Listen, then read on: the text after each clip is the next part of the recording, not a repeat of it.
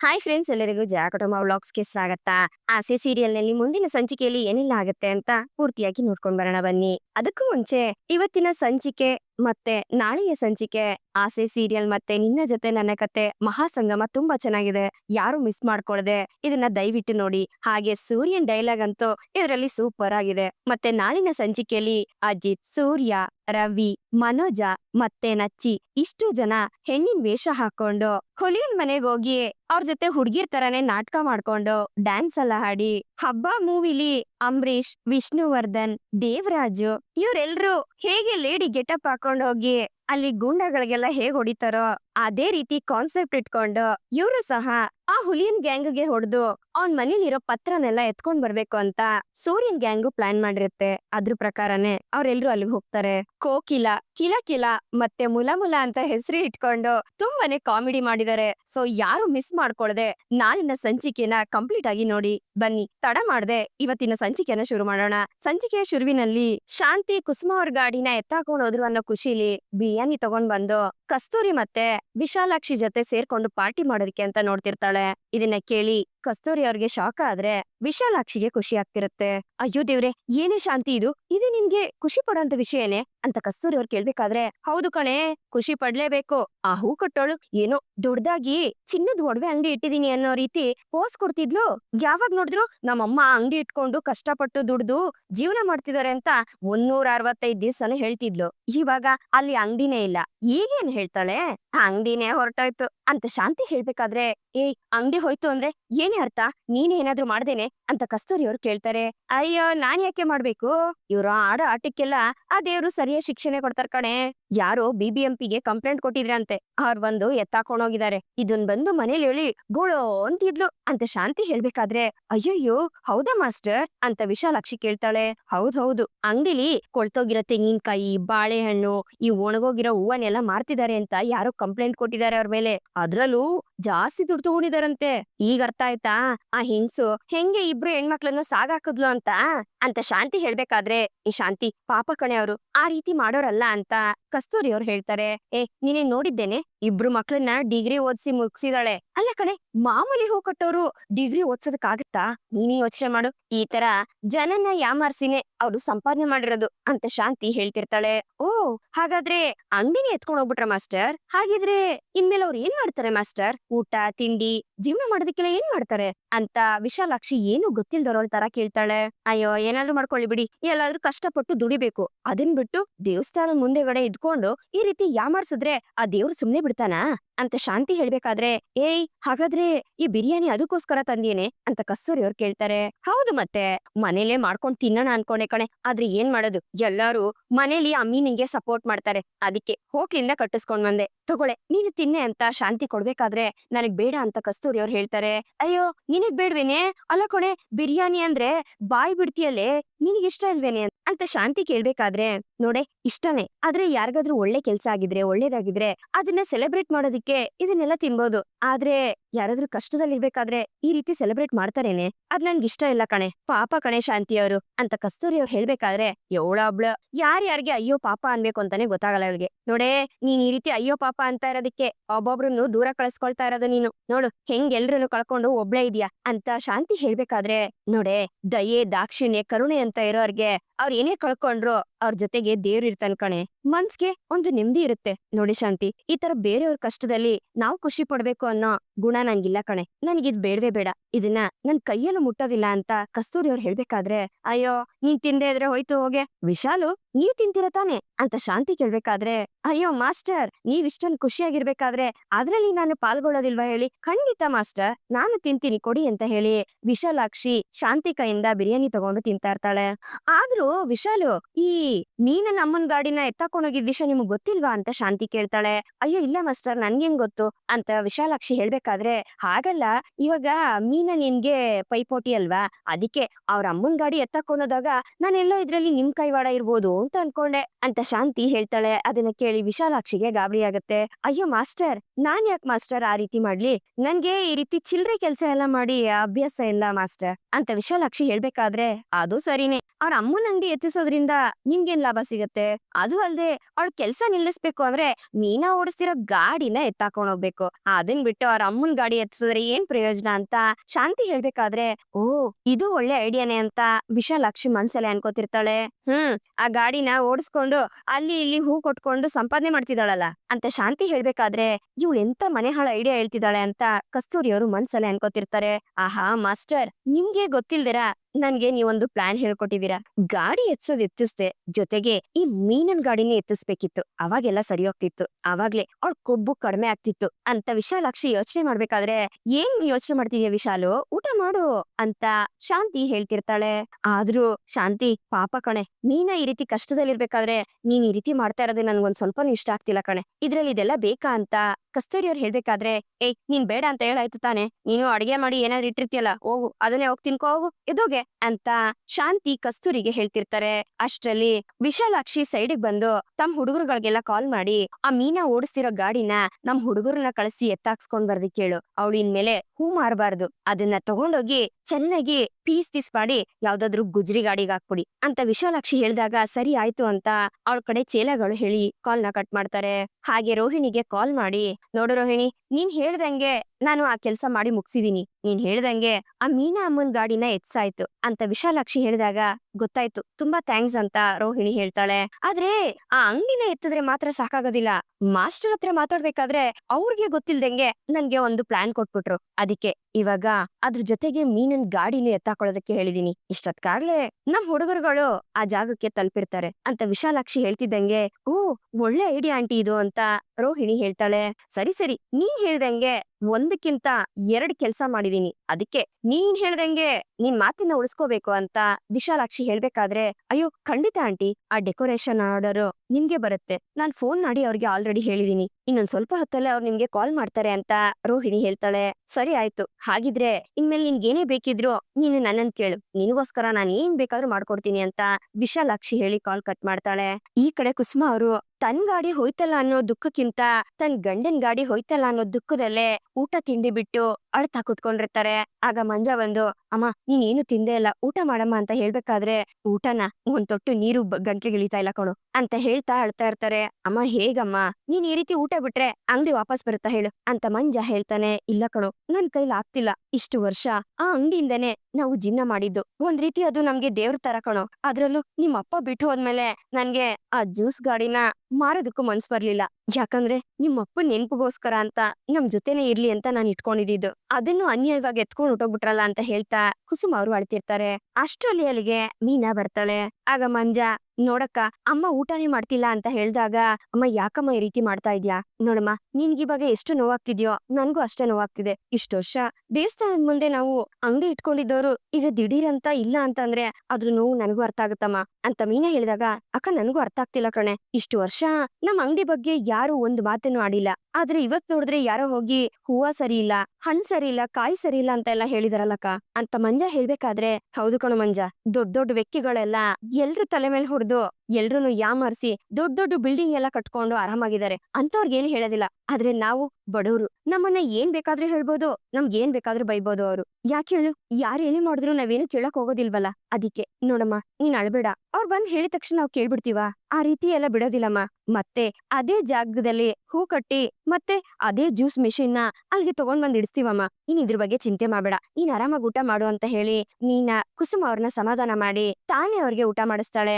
ಅಷ್ಟೊತ್ತಿಗೆ ಅಲ್ಲಿಗೆ ಕನಕ ಕೂಡ ಬರ್ತಾಳೆ. ಹಾಗೆ ಅವಳು ಅರುಣ್ ಹತ್ರ ಈ ವಿಷಯ ಹೇಳಿದೀನಿ, ಅವ್ರು ಇದನ್ನ ನೋಡ್ಕೋತೀನಿ ಅಂತ ಹೇಳಿದಾರೆ ಅಂತ ಹೇಳ್ಬೇಕಾದ್ರೆ, ಓ ಹಾಗಾದ್ರೆ ಬಾವನ್ಗೆ ಕಾರ್ಪೊರೇಷನ್ ಅಲ್ಲಿ ಯಾರಾದ್ರೂ ಗೊತ್ತಿದಾರ ಅಂತ ಮಂಜ ಕೇಳ್ತಾನೆ. ಇಲ್ಲ ಕಣೋ, ಆದ್ರೆ ಹೇಗಾದ್ರೂ ಮಾಡಿ ಗಾಡಿನ ವಾಪಸ್ ತರಿಸ್ಕೊಡ್ತೀನಿ, ಅದು ನನ್ ಜವಾಬ್ದಾರಿ ಅಂತ ಹೇಳಿದಾರೆ ಅಂತ ಕನಕ ಹೇಳ್ಬೇಕಾದ್ರೆ, ಅಮ್ಮ ಅವರು ಅಷ್ಟೇ ಹೇಗಾದ್ರೂ ಮಾಡಿ ನಮ್ ಗಾಡಿನ ವಾಪಸ್ ತರ್ಬೇಕು ಅಂತ ಆ ಆಫೀಸರ್ಗಳ ಮನೆ ಹತ್ರನೇ ಹೋಗಿದಾರಮ್ಮ ಅಂತ ಮೀನನು ಹೇಳ್ತಾಳೆ. ಈಗ ತಾನೇ ನಿಮ್ಮಿಬ್ರಿಗೂ ಮದ್ವೆ ಆಯ್ತಲ್ಲ ಅಂತ ಸ್ವಲ್ಪ ನೆಮ್ಮದಿಯಾಗಿದ್ದೆ, ಅಷ್ಟರಲ್ಲೇ ಇದೆಲ್ಲ ಆಗೋಯ್ತಲ್ಲ ಅಂತ ಹೇಳ್ಕೊಂಡು ಕುಸುಮ ಅವರು ಅಳ್ತಾ ಇರ್ತಾರೆ. ಅಮ್ಮ, ಮುಂಚೆ ಮ್ಯಾನೇಜ್ಮೆಂಟ್ ಅಲ್ಲಿ ಇದ್ದವರು ತುಂಬಾ ಒಳ್ಳೆ ವ್ಯಕ್ತಿ ಇದ್ರಲ್ಲಮ್ಮ, ಆದ್ರೆ ಇವಾಗ ಬಂದಿರೋರು ಸರಿ ಇಲ್ಲ ಅಂತ ಹೇಳ್ತಾ ಇದ್ರು ಅಂತ ಮಂಜ ಹೇಳ್ಬೇಕಾದ್ರೆ, ಅಮ್ಮ ನೀನೇನು ಚಿಂತೆ ಮಾಡ್ಬೇಡ, ಅವರು ಖಂಡಿತ ನಮ್ ಗಾಡಿನ ವಾಪಸ್ ತಗೊಂಡ್ ಬಂದೇ ಬರ್ತಾರೆ. ಆ ನಂಬಿಕೆ ನನ್ಗಿದೆ ಅಮ್ಮ. ನೀನ್ ಅಳಿಯನ್ ಬಗ್ಗೆ ನಿಂಗೆ ನಂಬಿಕೆ ಇಲ್ವಾ ಅಂತ ಮೀನಾ ಕೇಳ್ಬೇಕಾದ್ರೆ ಖಂಡಿತ ಇದೆಯಮ್ಮ ಅಂತ ಕುಸುಮ ಅವರು ಹೇಳ್ತಾರೆ. ಅಕ್ಕ, ಭಾವ ಏನಾದ್ರೂ ಕೋಪದಲ್ಲಿ ಹೋಗಿ ಯಾರತ್ರನಾದ್ರೂ ಜಗಳ ಮಾಡಿದ್ರೆ ಕಷ್ಟ ಕಣೆ. ಇದನ್ನೆಲ್ಲ ಲೀಗಲ್ ಆಗಿ ನೋಡ್ಬೇಕು. ಅರುಣ್ ಪೊಲೀಸ್ ಆಗಿರೋದ್ರಿಂದ ಅವ್ರಿಗೆ ಏನ್ ಮಾಡ್ಬೇಕು ಅಂತ ಚೆನ್ನಾಗ್ ಗೊತ್ತಿದೆ ಅಕ್ಕ. ಅವರೇ ನೋಡ್ಕೋತಾರೆ ಬಿಡು ಅಂತ ಕನಕ ಹೇಳ್ತಾಳೆ. ನೋಡು ಕನಕ, ನಮ್ ಯಜಮಾನ್ರು ಎಲ್ಲಾ ವಿಷಯದಲ್ಲೂ ಅವಸರ ಮಾಡೋರಲ್ಲ. ಯಾವ್ದನ್ನ ಯಾವ ರೀತಿ ಹ್ಯಾಂಡಲ್ ಮಾಡ್ಬೇಕು ಅಂತ ಅವ್ರಿಗೂ ಚೆನ್ನಾಗ್ ಗೊತ್ತಿದೆ. ನಾವ್ ಮತ್ತೆ ಗಾಡಿನ ಹಾಕ್ಬೇಕು, ಅದು ಯಾರ್ ಮೂಲಕ ನಡೆದ್ರೇನು. ಅರುಣ್ ಅದ್ರ ಬಗ್ಗೆ ಯೋಚನೆ ಮಾಡ್ಲಿ, ಇವ್ರುನು ಪ್ರಯತ್ನ ಮಾಡ್ಲಿ. ಯಾರಿಂದ ಸಾಧ್ಯನೋ ಅವರು ಆ ಸಮಸ್ಯೆನ ಬಗೆಹರಿಸ್ಲಿ ಬಿಡು ಅಂತ ಮೀನಾ ಹೇಳಿದಾಗ, ಸರಿ ಆಯ್ತಕ್ಕ, ಅವ್ರ ಏನಾದ್ರೂ ಹೇಳಿದ್ರೆ ನಾನ್ ಕಾಲ್ ಮಾಡ್ತೀನಿ, ನಾನ್ ಇನ್ ಬರ್ತೀನಕ್ಕ ಅಂತ ಹೇಳಿ ಕನಕ ಅಲ್ಲಿಂದ ಹೊರಟೋಗ್ತಾಳೆ. ಹಾಗೆ ಮೀನಾ ದೇವಸ್ಥಾನದ ಮ್ಯಾನೇಜ್ಮೆಂಟ್ ಹತ್ರ ನಾನು ಹೋಗಿ ಮಾತಾಡ್ತೀನಿ ಅಂತ ಹೇಳ್ಬೇಕಾದ್ರೆ, ಅಕ್ಕ ನೀನ್ ಹೋದ್ರು ವೇಸ್ಟೇ ಕಣೆ. ಯಾಕಂದ್ರೆ ದೇವಸ್ಥಾನ ಹತ್ರ ಇನ್ನೂ ಒಂದ್ 2-3 ಅಂಗಡಿಗಳಿದೆಯಲ್ಲ, ಆ ಅಂಗಡಿಗಳಲ್ಲೆಲ್ಲ ಆ ಮನುಷ್ಯ ಹೋಗಿ ದುಡ್ಡನ್ನ ಇಸ್ಕೊತಾ ಇದಾನಂತೆ ಅಂತ ಮಂಜ ಹೇಳ್ದಾಗ, ಏನೋ ಹೇಳ್ತಿದ್ಯಾ, ದುಡ್ಡು ತಗೋತಾ ಇದಾರ ಅಂತ ಮೀನಾ ಕೇಳ್ತಾಳೆ. ಹೌದು ಅಕ್ಕ, ಅದು ಅಲ್ದೆ ಆ ಹೊಸದಾಗ್ ಬಂದಿದಾನಲ್ಲ ಮ್ಯಾನೇಜರ್, ಅವನ್ಗೆ ಈ ಅಂಗಡಿಗಳವರೆಲ್ಲ ತಿಂಡಿ, ಕಾಫಿ, ಟಿಫನ್ ಅಂತ ಎಲ್ಲ ಕೊಟ್ಟಿ ಅವ್ರನ್ನ ಕೈಯಲ್ಲಿ ಹಾಕೊಂಡಿದಾರಂತೆ ಅಂತ ಮಂಜ ಹೇಳ್ಬೇಕಾದ್ರೆ, ಓ, ದೇವಸ್ಥಾನದಲ್ಲೇ ಈ ರೀತಿ ಎಲ್ಲ ನಡೀತಾ ಇದ್ಯಾ, ಸರಿ, ಈ ವಿಷಯನ ನಾನ್ ನಿಮ್ ಭಾವನ ಹತ್ರ ಹೇಳ್ತೀನಿ ಅಂತ ಹೇಳ್ತಾ ಮೀನಾ ಕುಸುಮ ಅವ್ರಿಗೆ ಊಟ ತಿನ್ನಿಸ್ತಾಳೆ. ಈ ಕಡೆ ಸೂರ್ಯ ಏನ್ ಮಾಡದಂತೆ ಯೋಚನೆ ಮಾಡ್ಬೇಕಾದ್ರೆ ಅಲ್ಲಿಗೆ ಚೇತನ ಬರ್ತಾನೆ. ಸೂರ್ಯ, ನಾನ್ ವಿಚಾರಿಸ್ದೆ ಕಣ, ಆ ಆಫೀಸರು ತುಂಬಾ ಖಡಕ್ ಅಂತೆ ಕಣ, ದುಡ್ಡು ಗಿಡ್ಡೆಲ್ಲ ತಗೊಳೋದಿಲ್ವಂತೆ, ತುಂಬಾ ಪ್ರಾಮಾಣಿಕವಾದ ವ್ಯಕ್ತಿ ಅಂತೆ. ಯಾರಾದ್ರೂ ಲಂಚ ಅಂತ ಬಂದ್ರೆ ಫುಲ್ ಟೆನ್ಷನ್ ಆಗ್ಬಿಡ್ತಾರಂತೆ. ಇದ್ರಲ್ಲಿ ತುಂಬಾ ಮುಖ್ಯವಾಗಿರೋ ವಿಚಾರ ಅಂತಂದ್ರೆ ಅವ್ರಿಗೆ ಈ ರೀತಿ ಶಿಫಾರಿಸ್ ಮಾಡೋದು ಒಂದ್ ಸ್ವಲ್ಪನೂ ಇಷ್ಟ ಆಗೋದಿಲ್ವಂತೆ ಕಣ ಅಂತ ಚೇತನ ಸೂರ್ಯನ್ಗೆ ಹೇಳ್ತಾನೆ. ಏನೋ ಮಾಡೋದು ಮಗ ಇವಾಗ, ಹಾಗಾದ್ರೆ ಆ ವ್ಯಕ್ತಿನ ಯಾವ ರೀತಿ ಬಗ್ಸೋದು. ಆದ್ರೂ ಒಂದ್ ಖುಷಿ ಕಣ, ಈ ರೀತಿ ಸರ್ಕಾರಿ ಕೆಲಸದಲ್ಲಿ ಪ್ರಾಮಾಣಿಕತೆಯಿಂದ ಇರೋರ್ನ ನೋಡೋದಕ್ಕೆ ಬಹಳ ಅಪರೂಪ, ಖುಷಿ ಆಗ್ತಿದೆ. ಆದ್ರೆ ಪಾಪ ಅತ್ತೆ ಇಷ್ಟು ವರ್ಷದಿಂದ ದೇವಸ್ಥಾನ ಮುಂದೆಗಡೆ ಅಂಗಡಿ ಇಟ್ಕೊಂಡಿದ್ರು, ಈಗ ದಿಢೀರ್ ಅಂತ ಎತ್ಕೊಂಡ್ ಹೋಗಿರೋದ್ರಿಂದ ಅವ್ರಿಗೆ ಏನ್ ಮಾಡ್ಬೇಕು ಅಂತ ಗೊತ್ತಾಗ್ತಾ ಇಲ್ಲ. ಅದು ದೇವಸ್ಥಾನದಲ್ಲಿ ಇದ್ದೋರಿಂದ ಪರ್ಮಿಷನ್ ತಗೊಂಡೆ ಅವ್ರ ಅಂಗಡಿ ಇಟ್ಕೊಂಡಿದ್ಕಣೋ. ಅದ್ರಲ್ಲೂ ಇವ್ರದ್ದು ಏನಾದ್ರೂ ತಪ್ಪಿದ್ರೆ ಪರವಾಗಿಲ್ಲ, ಇವ್ರು ಯಾವ್ದೇ ತಪ್ಪು ಮಾಡ್ದೆ ಗಾಡಿನ ಎತ್ತಾಕೊಂಡೋಗಿರೋದೇ ಕಣೋ ನನ್ಗೆ ಫುಲ್ ಟೆನ್ಷನ್ ಆಗಿರೋದು. ಏನ್ ಆಗ್ತಿದೆ, ಯಾರ್ ಮಾಡ್ತಿದ್ದಾರೆ ಒಂದು ಅರ್ಥ ಆಗ್ತಿಲ್ಲ ಅಂತ ಸೂರ್ಯ ಯೋಚನೆ ಮಾಡ್ಬೇಕಾದ್ರೆ ಅಷ್ಟರಲ್ಲಿ ಮೀನಾ ಅಲ್ಲಿಗ್ ಬರ್ತಾಳೆ. ಬಾಮ್ಮ ಮೀನಾ, ಅತ್ತೆ ಹೇಗಿದ್ದಾರೆ ಅಂತ ಸೂರ್ಯ ಕೇಳ್ಬೇಕಾದ್ರೆ, ರೀ, ಗಾಡಿನ ಎತ್ಕೊಂಡ್ ಹೋದಾಗಿಂದ ಅಮ್ಮ ಫುಲ್ ಟೆನ್ಷನ್ ಆಗಿದ್ದಾರೆ, ಸರಿಯಾಗಿ ಊಟನೂ ಮಾಡ್ತಿಲ್ಲ. ಆ ಕಬ್ಬಿನ ಹಾಲಿನ ಮಿಷಿನ್ ನ ಅಪ್ಪನ್ ನೆನ್ಪಕ್ಕೆ ಅಂತ ಇಟ್ಕೊಂಡಿದ್ರು, ಅದರಿಂದ ಅವ್ರಿಗೆ ಇನ್ನೂ ನೋವು ಜಾಸ್ತಿ ಆಗಿದೆ ಅಂತ ಮೀನಾ ಹೇಳ್ತಾಳೆ. ಅದು ಸರಿ ಮೀನಾ, ಪಾಪ ಮಾವ ತುಂಬಾ ಕಷ್ಟಜೀವಿ, ಅದ್ರಲ್ಲಿ ಕಷ್ಟಪಟ್ಟು ಅವ್ರು ಸಂಪಾದನೆ ಮಾಡಿದ್ರು. ಅದು ನಮ್ಗಾದ್ರೆ ಮಿಷಿನ್ ಆಗಿರ್ಬೋದು, ಆದ್ರೆ ಅತ್ತೆಗೆ ಅದು ಜೀವ, ಅದ್ ಹೇಗ್ ಅವರಿಂದ ತಡ್ಕೊಳಕ್ ಆಗುತ್ತೆ ಅದನ್ನೆಲ್ಲ ಅಂತ ಸೂರ್ಯ ಹೇಳ್ತಾನೆ. ರೀ, ನೀವೇನಾದ್ರೂ ಯೋಚನೆ ಮಾಡಿದೀರಾ ಅಂತ ಮೀನಾ ಕೇಳಿದಾಗ, ನೋಡು, ಈಗಷ್ಟೇ ಚೇತನ ಹೋಗಿ ಆ BBMP ಆಫೀಸಲ್ಲಿ ಅಲ್ಲಿರೋ ವ್ಯಕ್ತಿಗಳ ಬಗ್ಗೆ ಎಲ್ಲ ಕೇಳ್ಕೊಂಡ್ ಬಂದು ಹೇಳ್ದ, ಅವನೇನೋ ತುಂಬಾ ಸ್ಟ್ರಿಕ್ಟ್ ಆಫೀಸರ್ ಅಂತೆ, ಲಂಚ ಗಿಂಚ ಅಂತ ಹೋದ್ರೆ ಆ ವ್ಯಕ್ತಿ ತಡ್ಕೊಳ್ಳೋದಿಲ್ವಂತೆ, ತುಂಬಾ ಕೋಪಿಷ್ಟ ಅಂತೆ ಅಂತ ಸೂರ್ಯ ಹೇಳ್ಬೇಕಾದ್ರೆ ಕನಕನು ಅರುಣನ ಹತ್ರ ಹೇಳಿದಾಳಂತೆ, ಅವ್ರು ಹೇಗಾದ್ರೂ ಮಾಡಿ ಅಂಗಿನ ವಾಪಸ್ ತರಿಸ್ತೀನಿ ಅಂತ ಕನಕನ ಹತ್ರ ಹೇಳಿದಾರಂತೆ ರೀ ಅಂತ ಮೀನಾ ಹೇಳ್ಬೇಕಾದ್ರೆ, ಓ ಹೌದಾ, ಹಾಗಾದ್ರೆ ನಾನ್ ಇದನ್ನ ಇಲ್ಲಿಗೆ ಬಿಟ್ಬಿಡ್ಲಾ, ಸರ್ ನೋಡ್ಕೊಂತಾರೆ ಅಂತ ಸೂರ್ಯ ಹೇಳ್ಬೇಕಾದ್ರೆ, ಅಯ್ಯೋ ರೀ, ನಾನ್ ಹೇಳ್ತಾ ಇಲ್ಲ, ಕನಕ ಹೇಳಿದ್ದು ಅಷ್ಟೇನೆ, ನೀವ್ಯಾಕೆ ಈ ರೀತಿ ಕೋಪ ಮಾಡ್ಕೋತಿದೀರಾ ಅಂತ ಮೀನಾ ಕೇಳ್ತಾಳೆ. ನೋಡು ಮೀನಾ, ನಾನು ಕೋಪ ಮಾಡ್ಕೋತಾ ಇಲ್ಲ, ಏನೇ ಆದ್ರೂ ಅರುಣ್ ಒಬ್ಬ ಪೊಲೀಸು, ಇವನು ಒಬ್ಬ ಗೌರ್ಮೆಂಟ್ ಆಫೀಸರ್ ಆಗಿ ಇನ್ನೊಬ್ಬ ಗೌರ್ಮೆಂಟ್ ಆಫೀಸರ್ಗೆ ವಿರುದ್ಧವಾಗಿ ಏನು ಮಾಡೋದಿಲ್ಲ. ಏಕೆ ಮರ್ತೋಗ್ಬಿಟ್ಟಿದ್ಯಾ, ಆ ಅಜ್ಜಿ ತಾತನ್ ಗಾಡಿನ ಇವನೇ ತಾನೇ ಎತ್ಸಿದ್ದು, ರೋಡಲ್ಲಿದೆ, ಫುಟ್ಪಾತ್ ಅಲ್ಲಿದೆ ಅಂತ ಇಲ್ಲ, ಅದನ್ ಮರ್ತೋಗ್ಬಿಟ್ಯಾ. ಅವನು ರೂಲ್ಸ್ ಗೀಲ್ಸ್ ಅಂತ ಎಲ್ಲ ಮಾತಾಡ್ತಾನೆ ಹೊರತು ಮನುಷ್ಯನ್ ಕಷ್ಟ ನಷ್ಟ ಎಲ್ಲ ಅವ್ನಿಗೆಲ್ಲ ಅರ್ಥ ಆಗತ್ತೆ ಹೇಳು ಅಂತ ಸೂರ್ಯ ಹೇಳ್ತಾನೆ. ರೀ, ನಾನೇನು ನಿಮ್ಮನ್ನ ಮಾಡ್ಬೇಡಿ ಅಂತ ಹೇಳಿಲ್ಲ, ಆದ್ರೆ ಏನ್ ಮಾಡ್ಬೇಕು ಅಂತ ಹೇಳಿ ಅದನ್ನ ನಾವ್ ಮಾಡೋಣ ಅಂತ ಮೀನಾ ಹೇಳ್ದಾಗ, ಏನ್ ಮಾಡೋದು ಒಂದು ಅರ್ಥ ಆಗ್ತಿಲ್ಲ. ಕಾರ್ಪೊರೇಷನ್ ಆಫೀಸರ್ ಯಾರ ಹತ್ರನೂ ಲಂಚ ತಗೊಳೋದಿಲ್ವಂತೆ, ಶಿಫಾರಿಸು ಅಂದ್ರೆ ಅವ್ರಿಗೆ ಇಷ್ಟನೇ ಆಗೋದಿಲ್ವಂತೆ, ಏನ್ ಮಾಡೋದಂತ ಗೊತ್ತಾಗ್ತಿಲ್ಲ ಅಂತ ಸೂರ್ಯ ಹೇಳ್ದಾಗ, ರೀ, ಮಂಜ ಹೇಳ್ದಂಗೆ ದೇವಸ್ಥಾನಕ್ ಬಂದಿರೋ ಹೊಸ ಮ್ಯಾನೇಜ್ಮೆಂಟ್ ಆಫೀಸರು ಸರಿ ಇಲ್ವಂತೆ ರೀ, ಅಲ್ಲಿರೋ ಅಂಗಡಿಗಳವ್ರ ಹತ್ರ ಎಲ್ಲ ದುಡ್ಡನ್ ತಗೊಂತಾನಂತೆ, ಆಮೇಲೆ ತಿಂಗ್ಳಿಗೆ ಇಷ್ಟು ಅಂತ ಅವ್ರಿಗೆ ದುಡ್ಡು ಬೇರೆ ಕೊಡ್ಬೇಕಂತೆ, ಆಮೇಲೆ ಅಂಗಡಿಯವರೆಲ್ಲರೂ ಹೋಗಿ ಅವ್ರಿಗೆ ಬೆಳಿಗ್ಗೆ ಹೊತ್ತು ತಿಂಡಿ ಕಾಫಿ ಎಲ್ಲ ಕೊಡಿಸ್ತಿರ್ತಾರಂತೆ ಅಂತ ಮೀನಾ ಹೇಳ್ಬೇಕಾದ್ರೆ, ಓಹೋ ಪಾರ್ಟಿ ಆತರನಾ, ಈಗ ಅರ್ಥ ಆಗ್ತಿದೆ ಮೀನಾ.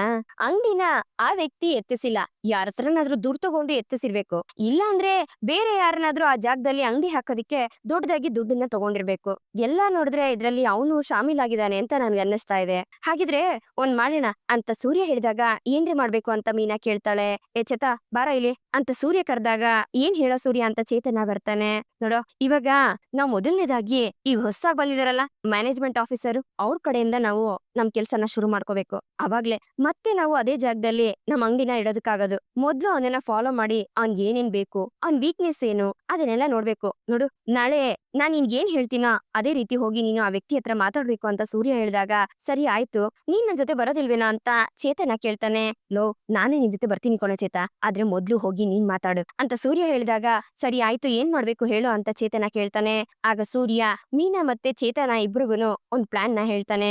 ಹಾಗೆ 3 ಜನ ಸೇರಿ ನಾಳೆ ಇದನ್ನ ಹೇಗಾದ್ರೂ ಮಾಡಿ ಕಂಡುಹಿಡಿಲೇಬೇಕು ಅಂತ ಯೋಚನೆ ಮಾಡ್ತಿರ್ತಾರೆ. ಈ ಕಡೆ ರೋಹಿಣಿ ಶೋರೂಮ್ ಅಲ್ಲಿ ಇರ್ಬೇಕಾದ್ರೆ ಮನೋಜ ಬಂದು, ರೋಹಿಣಿ, ನಮ್ ಡೀಲರ್ ಒಬ್ರದು ಅವ್ರ ಮಗಳ ಮದ್ವೆಲಿ ಹೂವಿನ ಡೆಕೋರೇಷನ್ಗೆ ಆರ್ಡರ್ ಕೊಡ್ಬೇಕು ಅಂತ ಹೇಳಿದ್ರಲ್ಲ, ಯಾರು ಕೊಟ್ಟಿದ್ಯಾ ಅದನ್ನ ಅಂತ ಮನೋಜ ಕೇಳ್ಬೇಕಾದ್ರೆ, ಹಾ, ನಾನ್ ಇದ್ರ ಬಗ್ಗೆ ಆಲ್ರೆಡಿ ಒಬ್ರತ್ರ ಮಾತಾಡಿದೀನಿ ಅಂತ ರೋಹಿಣಿ ಹೇಳ್ತಾಳೆ. ಯಾರ ಹತ್ರ ಮಾತಾಡಿದ್ಯಾ ಅಂತ ಮನೋಜ ಕೇಳಿದಾಗ, ಯಾಕೆ ಈ ರೀತಿ ಕೇಳ್ತಾ ಇದೀರಾ ಅಂತ ರೋಹಿಣಿ ಕೇಳ್ತಾಳೆ. ಅಲ್ಲ, ಹೇಗೋ ಮೀನಾ ಇದ್ಲಲ್ಲ, ಅವಳಿಗೆ ಹೇಳ್ಬೋದಿತ್ತಲ್ಲ ಅಂತ ಮನೋಜ ಹೇಳಿದಾಗ, ಏನು ದಿಢೀರ್ ಅಂತ ಮೀನನ್ನೆಲ್ಲ ರೆಕಮೆಂಡೇಶನ್ ಮಾಡ್ತಾ ಇದ್ಯಾ ಅಂತ ರೋಹಿಣಿ ಕೇಳ್ತಾಳೆ. ಅದು ಹಾಗಲ್ಲ, ಅವಳೇ ಅಲ್ವಾ ಕಡಿಮೆ ಬೆಲೆಗ್ ಬೇಕಾದ್ರೂ ಮಾಡ್ಕೊಡ್ತೀನಿ ಅಂತ ಹೇಳಿದ್ಲಲ್ಲ ಅಂತ ಮನೋಜ ಹೇಳಿದಾಗ, ಮೀನಿಂಗೆ ಆರ್ಡರ್ ಕೊಡೋದ್ರಲ್ಲಿ ನನ್ಗೇನ್ ಬೇಜಾರಿಲ್ಲ, ಆದ್ರೆ ಅವಳ ಹತ್ರ ಹೇಳಿದ್ರೆ ಅತ್ತೆ ನನ್ ಮೇಲೆ ಕೋಪ ಮಾಡ್ಕೋತಾರೆ. ಆಲ್ರೆಡಿ ಅವ್ರ ಹತ್ರ ನಾನ್ ಬೈಸ್ಕೊತಾ ಇದೀನಿ, ಮತ್ತೆ ಇದನ್ನ ಹೇಳಿ ಅವ್ರ ಹತ್ರ ಬೈಸ್ಕೊಳ್ಳೋರು ಯಾರು, ಅದಕ್ಕೆ ನಾನ್ ಮೀನಿಂಗೆ ಈ ಆರ್ಡರ್ನ ಕೊಡ್ಲಿಲ್ಲ ಅಂತ ರೋಹಿಣಿ ಹೇಳ್ತಾಳೆ.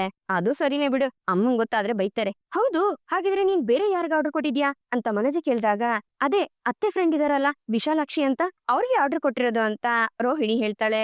ಓ ಹೌದಾ, ಹೌದೌದು ರೋಹಿಣಿ, ಅವ್ರಿಗೆ ತುಂಬಾ ಒಳ್ಳೆ ಹೆಸರು ಇದೆ. ಅದು ಅಲ್ದೆ ನೀನು ಅಮ್ಮನ್ ಫ್ರೆಂಡ್ಗೆ ಆರ್ಡರ್ ಕೊಟ್ಟಿದ್ಯಾ ಅಂತಂದ್ರೆ ಅಮ್ಮನ್ಗೂ ಖುಷಿ ಆಗತ್ತೆ ಅಂತ ಮನೋಜ ಹೇಳ್ತಾನೆ.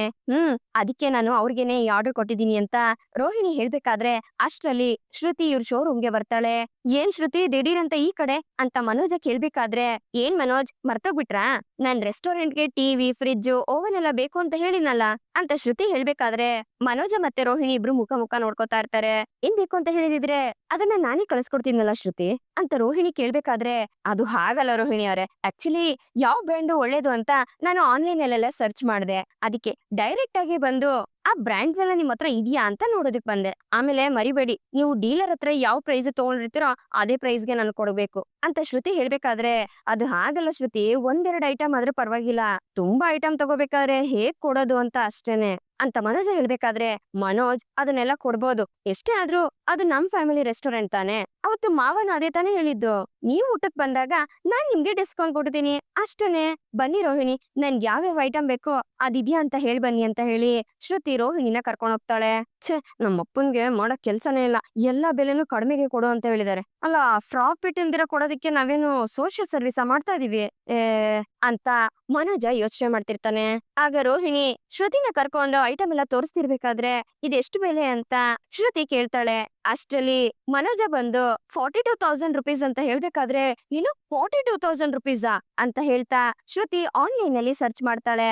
ಅಲ್ಲ ಮನೋಜ್, ಆನ್ಲೈನ್ ಅಲ್ಲಿ ಇದು 39,000 ತೋರಿಸ್ತಿದ್ಯಲ್ಲ ಅಂತ ಶ್ರುತಿ ಹೇಳ್ಬೇಕಾದ್ರೆ, ಏನ 39,000ನಾ, ನಿಜನಾ, ಹೇ ಸುಮ್ನೆ ಇರು ಶ್ರುತಿ ನೀನು ಅಂತ ಮನೋಜ ಹೇಳ್ಬೇಕಾದ್ರೆ, ನೋಡಿ ಮನೋಜ್, ನೀವೇ ನೋಡಿ ಅಂತ ಶ್ರುತಿ ಮೊಬೈಲ್ ನ ತೋರಿಸ್ತಾಳೆ. ಹೌದಲ್ವಾ, ಏನ್ ರೋಹಿಣಿ, ಆನ್ಲೈನ್ ಅಲ್ಲೇ ಕಡಿಮೆ ಇದೆ, ಹಾಗಿದ್ರೆ ಡೀಲರ್ಸ್ ಎಲ್ಲ ನಮ್ಮ ಹತ್ರ ಸುಳ್ಳು ಹೇಳ್ತಿದಾರಾ, ನಮ್ಮನ್ನ ಯಾಮರ್ಸ್ತಿದಾರಾ ಅಂತ ಮನೋಜ ಕೇಳ್ಬೇಕಾದ್ರೆ, ಮನೋಜ್ ಅಂತ ರೋಹಿಣಿ ಸುಮ್ನೆ ಇರೋದಕ್ಕೆ ಅಂತ ಹೇಳ್ತಾಳೆ.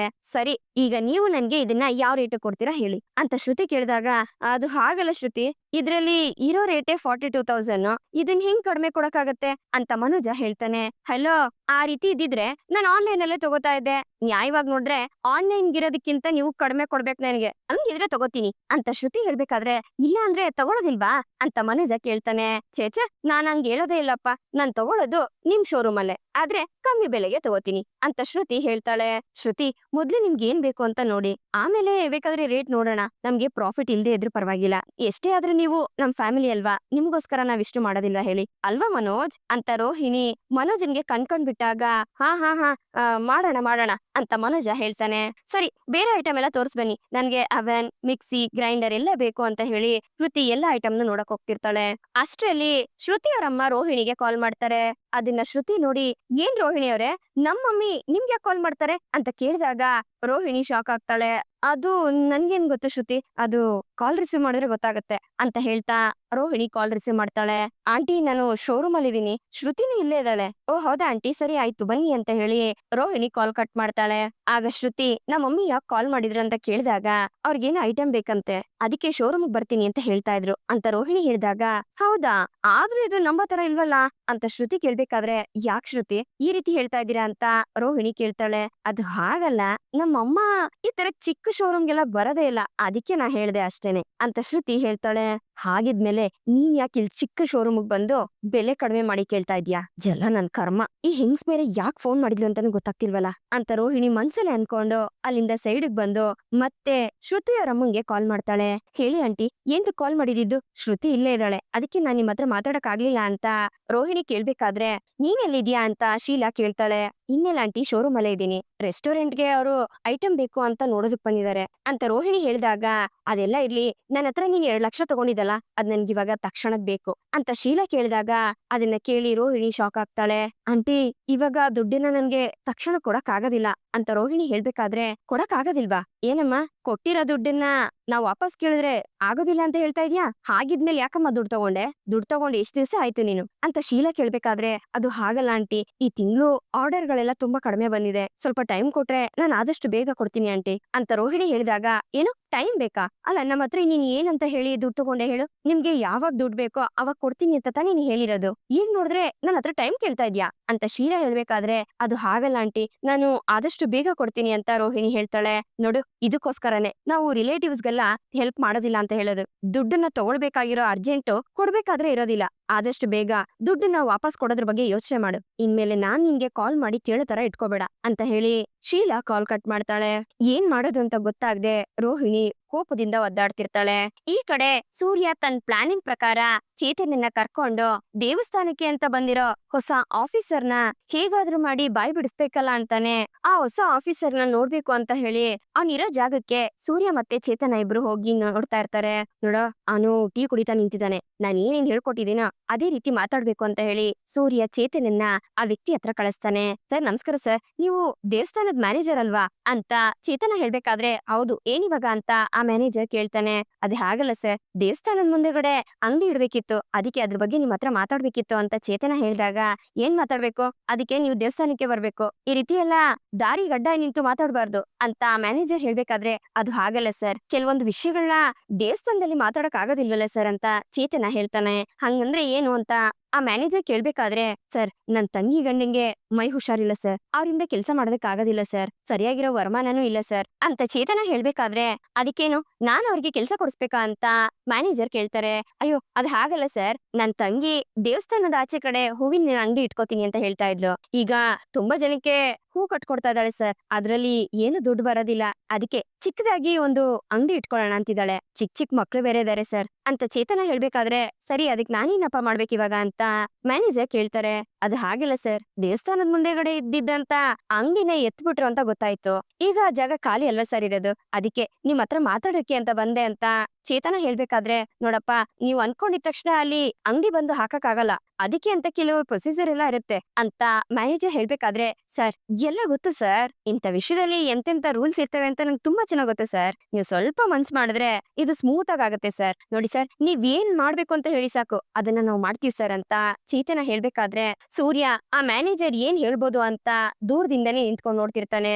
ಇದಕ್ಕೆ ಸ್ವಲ್ಪ ಖರ್ಚಾಗತ್ತೆ ಕಣಪ್ಪ ಅಂತ ಮ್ಯಾನೇಜರ್ ಹೇಳಿದಾಗ, ಅಷ್ಟೇನೆ ಸರ್, ಅದನ್ನೆಲ್ಲ ನೋಡೋಣ ಬಿಡಿ ಸರ್, ಎಷ್ಟು ಅಂತ ಹೇಳಿ ಸಾಕು ಸರ್ ಅಂತ ಚೇತನ ಕೇಳ್ಬೇಕಾದ್ರೆ, ಆಲ್ರೆಡಿ ಆ ಜಾಗದಲ್ಲಿ ಒಂದ್ ಹೆಂಗ್ಸ್ಗೆ ಅಂಗಡಿ ಹಾಕೋದಿಕ್ಕೆ 10,000 ರೂಪಾಯಿ ಹೇಳಿದ್ದಾರೆ ಅಂತ ಮ್ಯಾನೇಜರ್ ಹೇಳ್ಬೇಕಾದ್ರೆ, ಸರ್ ಸ್ವಲ್ಪ ನೋಡಿ ಸರ್, ಅದು ನಮ್ಗೆ ಸಿಗೋ ರೀತಿ ಮಾಡಿ ಸರ್ ಅಂತ ಚೇತನ ಕೇಳ್ಕೊತಿರ್ತಾನೆ. ನಿನ್ ತಂಗಿ ಕತೆ ಕೇಳ್ತಿದ್ರೆ ಅಯ್ಯೋ ಪಾಪ ಅನ್ಸುತ್ತೆ, ಪಾಪ ದುಡ್ಮೆ ಬೇರೆ ಇಲ್ಲ ಅಂತ ಹೇಳ್ತಾ ಇದ್ಯಾ, ದೇವಸ್ಥಾನದಲ್ಲಿ ಕೆಲಸ ಮಾಡ್ಕೊಂಡು ಇದ್ಕೊಂಡು ಬಡವ್ರಿಗೆ ಸಹಾಯ ಮಾಡ್ಲಿಲ್ಲ ಅಂದ್ರೆ ದೇವ್ರು ಮೆಚ್ತಾನ ಅಂತ ಮ್ಯಾನೇಜರ್ ಹೇಳ್ಬೇಕಾದ್ರೆ, ನಿಜ ಸರ್, ದೇವ್ರು ಮೇಲಿಂದ ಎಲ್ಲ ನೋಡ್ತಿರ್ತಾನೆ ಅಂತ ಚೇತನ ಹೇಳ್ತಾನೆ. ಆಯ್ತಪ್ಪ, ನಿನ್ ತಂಗಿಗೆ ಅಲ್ಲಿ ಅಂಗಡಿ ಹಾಕೋದಿಕ್ಕೆ ಪರ್ಮಿಷನ್ ಕೊಡ್ತೀನಿ, ಆ ದುಡ್ಡನ್ನ ನೀನೇ ಕೊಟ್ಬಿಡು ಅಂತ ಆ ಮ್ಯಾನೇಜರ್ ಹೇಳ್ತಾನೆ. ಸರ್ 10,000 ಸರ್, ಸ್ವಲ್ಪ ಕಡಿಮೆ ಮಾಡಕ್ ಆಗತ್ತಾ ಅಂತ ಚೇತನ ಕೇಳ್ಬೇಕಾದ್ರೆ, ನೋಡಪ್ಪ ಇದೇ ಕಡಿಮೆ, ಏನೋ ಪಾಪ ಬಡವರು ಅಂತ ನಾನೇ ಕಮ್ಮಿ ತಗೋತಾ ಇದೀನಿ ಅಂತ ಮ್ಯಾನೇಜರ್ ಹೇಳ್ಬೇಕಾದ್ರೆ, ಸಾರ್ ನಿಮ್ ಒಳ್ಳೆ ಮನ್ಸು ಏನು ಅಂತ ನಂಗೆ ಚೆನ್ನಾಗ್ ಅರ್ಥ ಆಯ್ತು ಸರ್, ಆದ್ರೂ ಸ್ವಲ್ಪ ಕಡಿಮೆ ಮಾಡಿ ಸರ್ ಅಂತ ಚೇತನ ಕೇಳ್ಬೇಕಾದ್ರೆ, ನೋಡಪ್ಪ ಹೇಳಿದ್ನಲ್ವಾ, ಈಗ ಆಲ್ರೆಡಿ ಒಬ್ರು ದುಡ್ಡು ಕೊಡೋದಕ್ಕೆ ರೆಡಿ ಆಗಿದ್ದಾರೆ. ಅಂಗಡಿ ಹಾಕಿದ್ರೆ ಒಂದ್ ದಿವಸಕ್ಕೆ 500, 1000, 2000 ಅಂತ ದುಡಿಬೋದಲ್ಲ. ಕೇಳಿದನ್ನ ಕೊಟ್ರೆ ನಿಮ್ಗೆ ಕೊಡ್ತೀನಿ, ಇಲ್ಲ ಅಂದ್ರೆ ಅವ್ರಿಗೆ ಆ ಅಂಗಡಿನ ಕೊಡ್ತೀನಿ ಅಂತ ಆ ಮ್ಯಾನೇಜರ್ ಹೇಳ್ತಾನೆ. ಅಯ್ಯೋ ಇಲ್ಲ ಸರ್, 10,000 ತಾನೆ ಕೊಡ್ತೀನಿ ಸರ್, ಬೇರೆ ಏನಾದ್ರು ಇದೆಯಾ ಸರ್ ಅಂತ ಚೇತನ ಕೇಳ್ಬೇಕಾದ್ರೆ, ಬೇರೆ ಏನೇನು ಅಂಗಡಿ ಹಾಕೊಂಡು ಎಷ್ಟ್ ಬೇಕಾದ್ರೂ ದುಡ್ಕೊಳ್ಳಿ, ಆದ್ರೆ ತಿಂಗ್ಳು 2,000 ರೂಪಾಯಿ ನನ್ ಕೈಗೆ ಬಂದ್ಬಿಡ್ಬೇಕು. ಏನಾದ್ರೂ ವಿಶೇಷ ಇದ್ರೆ ನಾನು ಹೇಳ್ತೀನಿ, ಅವಾಗ ಡೈರೆಕ್ಟ್ ಆಗಿ ನಮ್ಮ ಮನೆಗೆ ಹೂ ಕಳಿಸ್ಬೇಕು. ಆಮೇಲೆ ಅಂಗಡಿ ಹಾಕ್ಬಿಟ್ಟು ಕೊಡಕ್ ಆಗೋದಿಲ್ಲ ಅಂತ ಎಲ್ಲ ಹೇಳ್ಬಾರ್ದು, ಎಲ್ಲ ಕರೆಕ್ಟ್ ಆಗಿ ಮಾಡ್ಬೇಕು ಅಂತ ಮ್ಯಾನೇಜರ್ ಹೇಳ್ದಾಗ, ಸರ್ ಅದ್ರ ಬಗ್ಗೆ ತಲೆನೇ ಕೆಡ್ಸ್ಕೊಬೇಡಿ ಸರ್, ಪಕ್ಕಾ ಮಾಡ್ತೀವಿ ಸರ್, ನನ್ ತಂಗಿನ ಕರ್ಕೊಂಡು ದುಡ್ಡನ್ನ ರೆಡಿ ಮಾಡ್ಕೊಂಡು ಡೈರೆಕ್ಟ್ ಆಗಿ ದೇವಸ್ಥಾನದಲ್ಲಿ ಬಂದ್ ನೋಡ್ತೀನಿ ಸರ್ ಅಂತ ಚೇತನ ಹೇಳ್ಬೇಕಾದ್ರೆ, ಅಯ್ಯೋ ದೇವಸ್ಥಾನಕ್ಕೆಲ್ಲ ಬೇಡಪ್ಪ, ದುಡ್ಡು ಕೊಡ್ಬೇಕಾದ್ರೆ ಇಲ್ಲಿಗೆ ಬಂದ್ಬಿಡು ಅಂತ ಮ್ಯಾನೇಜರ್ ಹೇಳ್ದಾಗ, ಸರಿ ಆಯ್ತು ಸರ್ ಅಂತ ಚೇತನ ಹೇಳ್ತಾನೆ. ಸರಿ ಆಯ್ತು ಬರ್ತೀನಿ ಅಂತ ಆ ಮ್ಯಾನೇಜರ್ ಅಲ್ಲಿಂದ ಹೊರಡ್ತಾನೆ. ಆಗ ಸೂರ್ಯ ಬಂದು ಏನಾಯ್ತು ಅಂತ ವಿಚಾರಿಸ್ಬೇಕಾದ್ರೆ, ಲೋ ಸೂರ್ಯ, ಪಕ್ಕ ಇವನು ಲಂಚ ತಗೊಂಡಿರೋದು ಗ್ಯಾರಂಟಿ ಕಣೋ. ಇವಾಗ ಅಂಗಡಿ ಇಕ್ಕದಕ್ಕೆ 10,000 ಅಲ್ದೆ ಇವನ್ಗೆ ತಿಂಗಳು 2,000 ರೂಪಾಯಿ ಎಕ್ಸ್ಟ್ರಾ ದುಡ್ಡು ಬೇರೆ ಕೊಡ್ಬೇಕಂತೆ. ಅದು ಅಲ್ದೆ ಅವ್ರ ಮನೆಗ್ ಬೇಕಾದಾಗ ಹೂವು ಹಣ್ಣೆಲ್ಲ ಕೊಡ್ಬೇಕಂತೆ.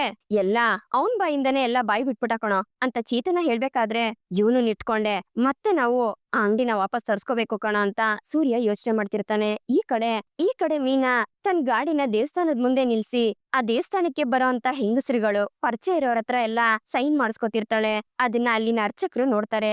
ಏನಮ್ಮ ಮೀನಾ, ಏನಿದೆಲ್ಲ ಅಂತ ಅರ್ಚಕರು ಕೇಳ್ಬೇಕಾದ್ರೆ, ಅದು ಅರ್ಚಕ್ರೆ, ನಮ್ ಅಂಗಡಿನ ಎತ್ಬಿಟ್ರಲ್ಲ, ಅದಕ್ಕೆ ನಮ್ ಅಂಗಡಿಲಿ ಯಾವ್ದೇ ರೀತಿ ಕೊಳ್ತೋಗಿರೋ ವಸ್ತುಗಳನ್ನಾಗ್ಲಿ ಹಾಗೆ ಕೆಟ್ಟೋಗಿರೋ ಹೂವನ್ನಾಗ್ಲಿ ಮಾರ್ತಿರ್ಲಿಲ್ಲ ಅಂತ ನಾವು ಪ್ರೂವ್ ಮಾಡ್ಬೇಕಾಗಿದೆ. ಅದಕ್ಕೆ ನಮ್ ದೇವಸ್ಥಾನಕ್ಕೆ ಮಾಮೂಲಿಯಾಗಿ ಬರೋರು ನಮ್ಮ ಹತ್ರ ಹೂ ತಗೊಳ್ಳೋರ ಹತ್ರ ಎಲ್ಲ ನಾನ್ ಸೈನ್ ಮಾಡಿಸ್ಕೊತಾ ಇದೀನಿ ಅಂತ ಮೀನಾ ಹೇಳ್ಬೇಕಾದ್ರೆ, ಒಳ್ಳೆ ಕೆಲ್ಸ ಮಾಡ್ದ್ಯಮ್ಮ, ಅನ್ಯಾಯವಾಗಿ ನಿಮ್ ಹೊಟ್ಟೆ ಮೇಲೆ ಹೊಡೆದ್ಬಿಟ್ರಲ್ಲ ಅವ್ರು ಉದ್ಧಾರ ಆಗ್ತಾರ.